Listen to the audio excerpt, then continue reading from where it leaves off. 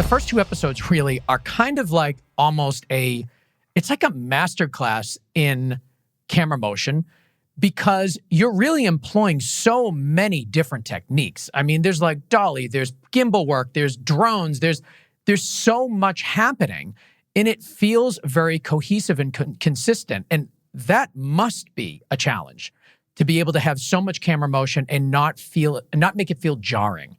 So talk to me about the decision for these big, large camera moves. What do they mean to the story? And how are you executing them in a way that feels right for the characters?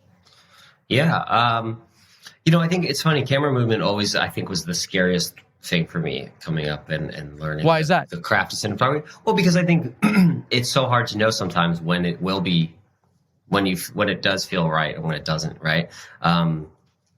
To me, the lighting aspect of visualizing a story was always something that I think came a little more naturally. So I have to credit Rupert a lot in our relationship over the last, half decade, really pushing me into kind of new ways of moving the camera and reasons for moving the camera.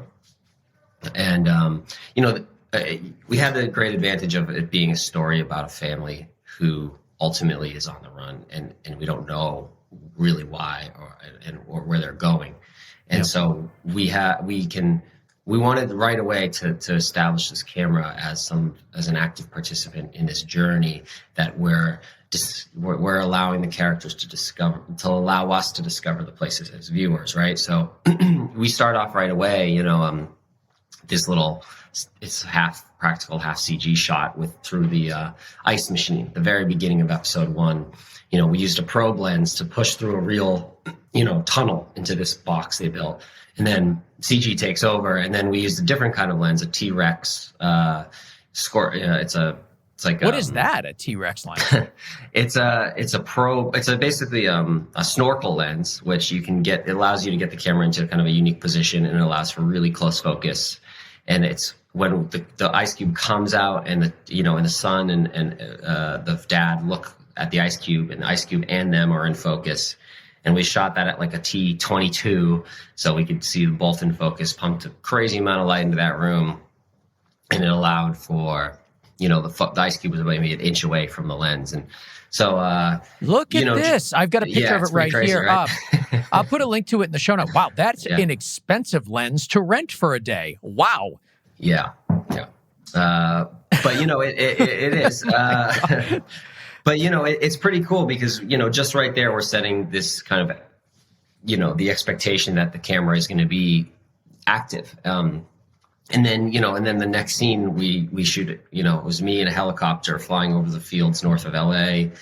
We tip down into the dirt, and then we pick up with a drone shot, stitch into a drone that goes over this humongous factory farm. Yep. That goes all the way into a close up of Alley. And again, within the first 3 minutes or whatever, 5 minutes of the show, you've established that the camera will move, and it will move a lot, and it's not doing it superfluously. It's really it's allowing you to kind of marinate in these environments, Yeah, and something that I thought was kind of interesting about the way that you approach the camera motion, and I'm curious to see if you'll even agree with this, is it seems like they don't feel like oneers in that you're just doing a motion shot to like blow through a bunch of pages and get things done quick.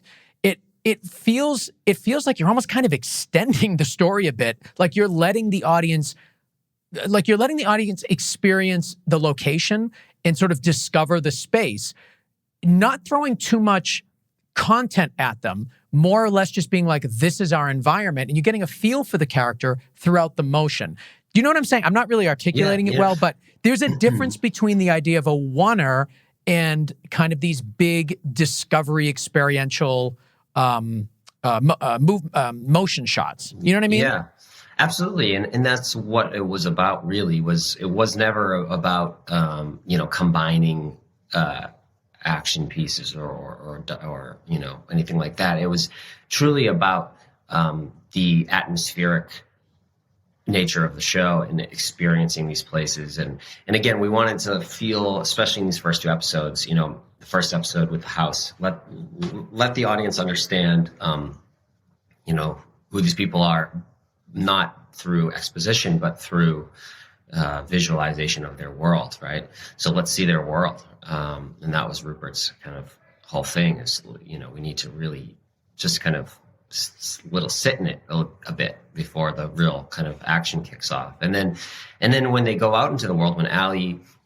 brings his son to the garbage dump or to collect the oil for the truck and things like this, every environment we scouted, everything we found, the train station with him and his daughter, they're kind of exaggerated realities of what the real world is, right? This garbage dump was a place that we actually doesn't exist in America anymore. That was in Mexico, and we played it for America. But the idea that it's this overwhelming amount of discarded commercial detritus,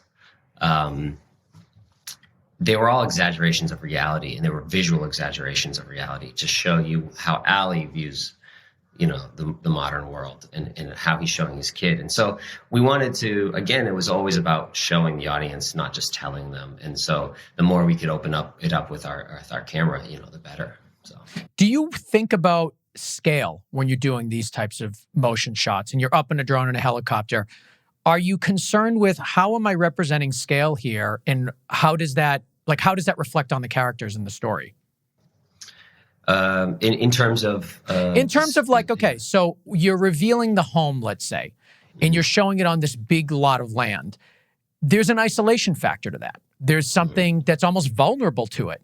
When you're going through this factory and it's this more like kind of tight quarters, narrow rows, following along this pathway, it's very leading. It's very almost like narrowing of your perspective. Mm-hmm. Are you thinking about things like that as you're doing these? Or is it simply just like, that's a cool shot, let's do it?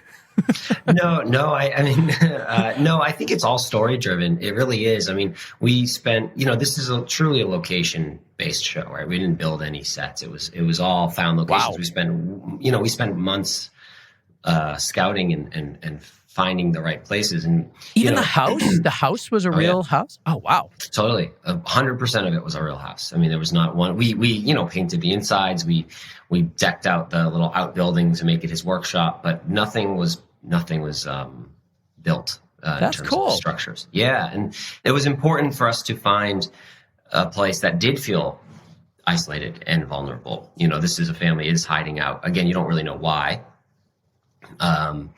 But you do have to see that they are outside of, the kind of the modern world.